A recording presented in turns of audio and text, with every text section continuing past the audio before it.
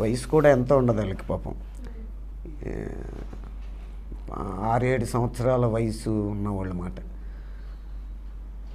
కొడుక్కేమో thalassemia అనే వ్యాధి, అది క్యాన్సర్ లాంటిది. అది తలసేమియా, ఎప్పటికప్పుడు బ్లడ్ పడిపోతూ ఉంటుంది, చాలా ఇబ్బంది పడతాడు అన్నమాట కొడుకు. కూతురు కూడా పాపం, కూతురేమో ఎన్నుపూస ఇలా వంకరలు తిరిగి పుట్టింది.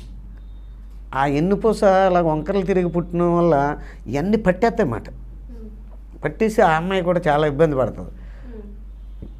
కల్లారా వాళ్ళిద్దరిని చూశాను నేను ఏం చేయగలను వాళ్ళకి.